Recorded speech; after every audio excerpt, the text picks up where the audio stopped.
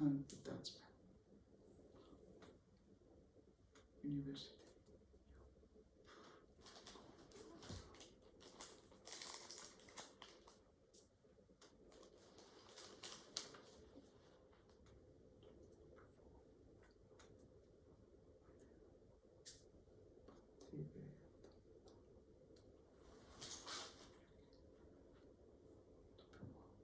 Love, life, and Detachment University.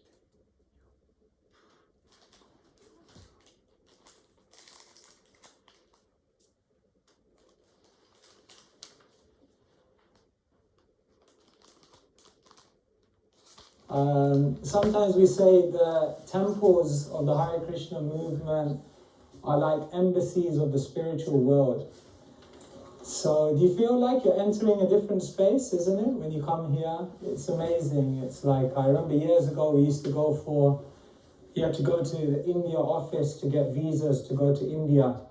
So it's like you're in the middle of winter in London, and in the India visa office there's a fan on the top. And you think, why is there a fan here, you know? It's interesting, when you go in the visa office, it's almost as though you've already entered that country, you know?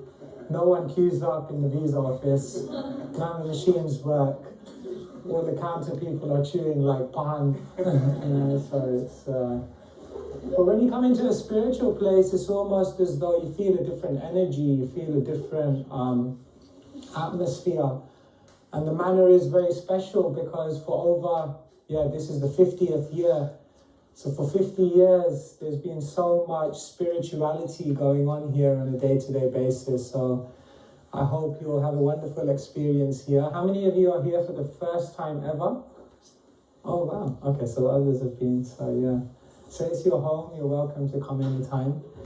And just to add a footnote to what Sundar Madhava said, I think he's very generous, by no means a perfect specimen, just a work in progress, but over the past decades, I've had the fortune to learn from so many amazing teachers, and I guess what we're trying to share here today is just what we've learned from our teachers. So if there's anything good that comes out, it's from what I learned from the teachers, and if there's anything a bit suspect, that's probably me. But so feel free as we converse to be open, to be relaxed. There's no judgment here. Any question you want to ask, if you want to challenge, that's also good. You won't win, I'll beat you. No, but we want you to challenge, and we're just here with friends having an open discussion. So just to set that mood before we go on. So I think I'll get the ball rolling. And in the course of the conversation, I mean, if anyone wants to say anything, it's not a school, you can just go for it. Feel that kind of conversation. I mean, if anyone wants to say anything, it's not a school, you can just go for it. Feel at home. So Maj, I was wondering, a lot of these are meeting you for the first time. Can you tell us something about yourself? How you got involved in all of this? Which one you want? The good, the bad, or the ugly? Just very, very short, because I'm sure some of you, I don't think I'm meeting all of you for the first time. I sense I've met some of you before, but just very, very short. I grew up in Wembley, not too far away from here. The Bhagavad Gita explains that we're all continuing our spirituality from a previous life. So it's not that here you are beginning your journey now, you're kind of carrying on from where you left off from. So I guess when I was about 15 or 16, just questions started popping up in my heart about life, about the future, about suffering in the world. I was very fortunate to grow up in a background where, like, materially, it was quite good, comfortable, had everything. But still, I felt like there was more to life. So at the age of 15, I started looking into spiritual things, and I picked up the Bhagavad Gita. And that's where my journey began. When the first time I picked up the Bhagavad Gita, I just had to put it down after about 3 minutes because it all just went like boom, like over my head. This is too complex. But I continued studying, questioning. Then I went to university. I studied at UCL in London. I studied management. And through my university years, my spiritual hunger was growing. And when I graduated, I had to have an ominous conversation with my parents, who had invested tens of thousands of pounds into my education.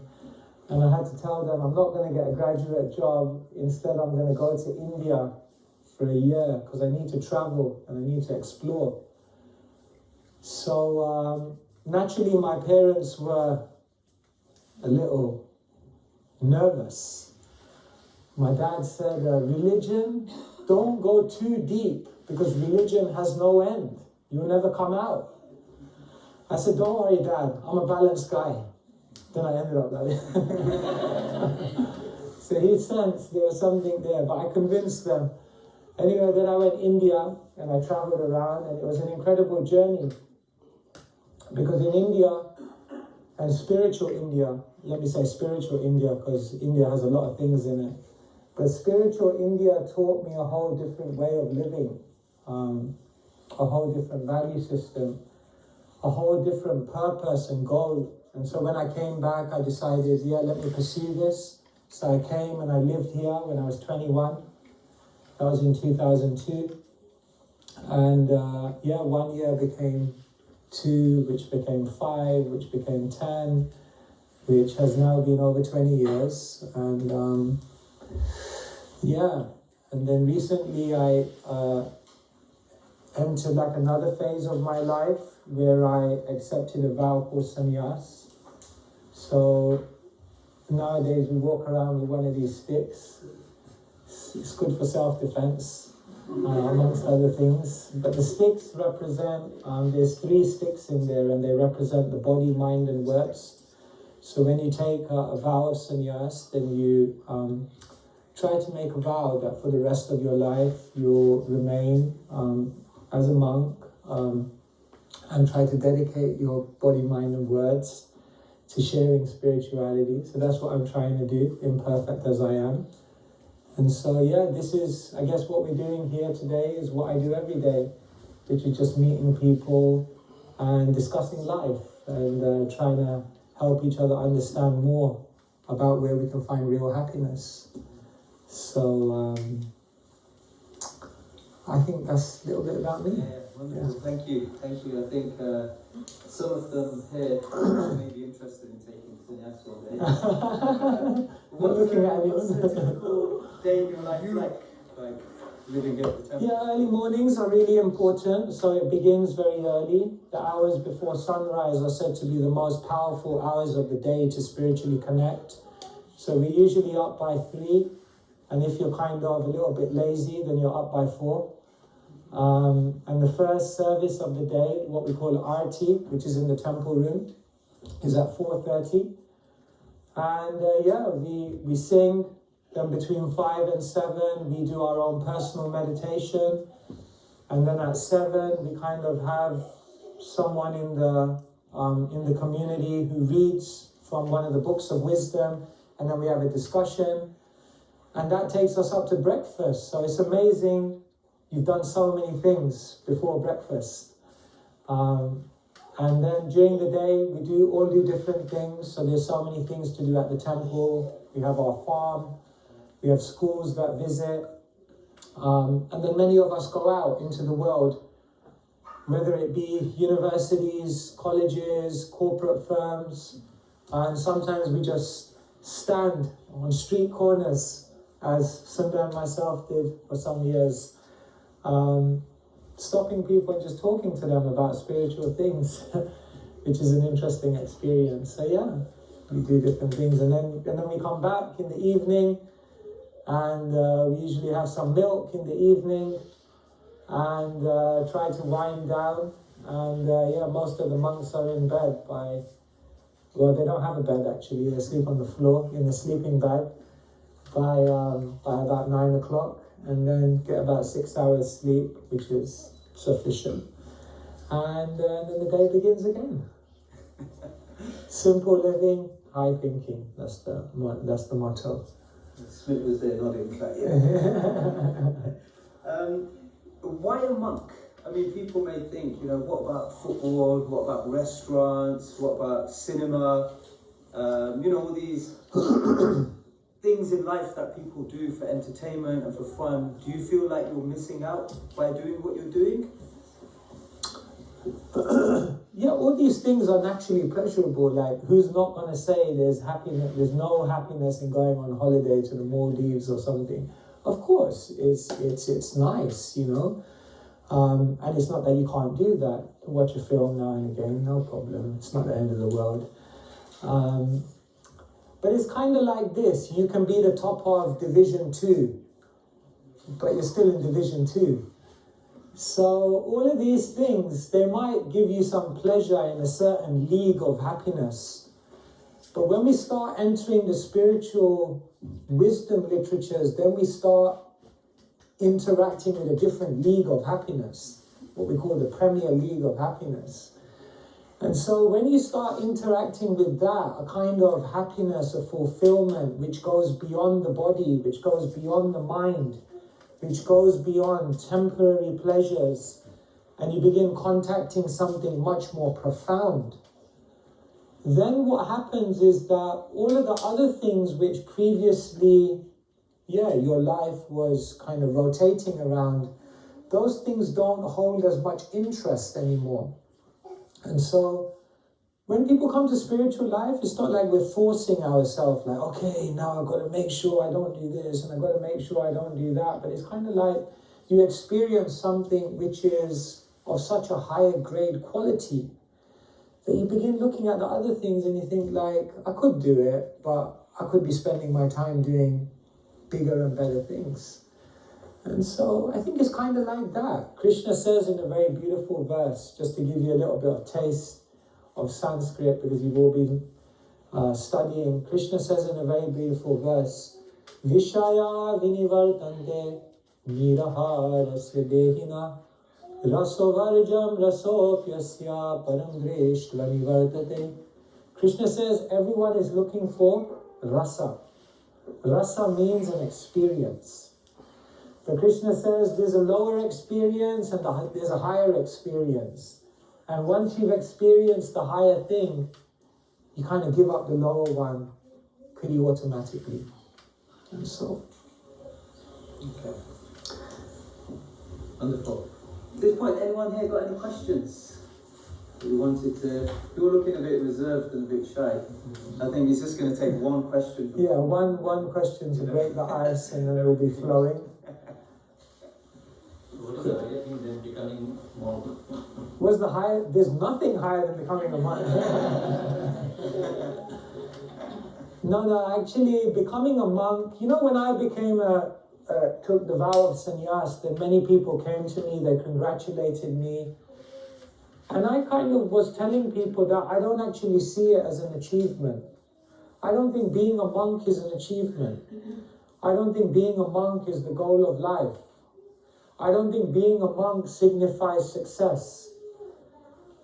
The goal of life is to develop love in your heart and a spirit of serving selflessly. So if you're a householder and you learn that spirit of how to selflessly serve the people around you, how to selflessly serve society, that life becomes the most beautiful life. If as a monk you learn how to serve and give, help other people to find happiness, peace, then your life as a monk becomes successful. So the highest thing in life is not to become a monk. The highest thing in life is not even to get married.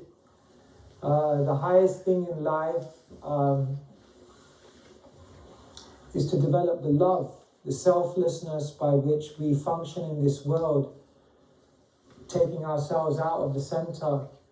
Because when we give, then we receive an amazing fulfillment within ourselves. So the highest thing in the world is service. And that we can do in any of the field that we are. Yeah. As a householder, you can serve. If you have children, serve them. If If you're working in the world, then through your work, find out how you can contribute and make the world a better place. Whatever you're doing, just do it in a spirit of service. So, and that's really what the Bhagavad Gita is all about. So it's not that spiritualists don't own anything. It's that spiritualists aren't owned by anything.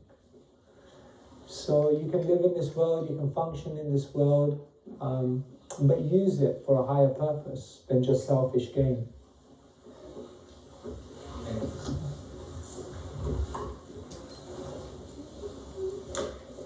So just on that then, you said you've been serving here now for over 20 years.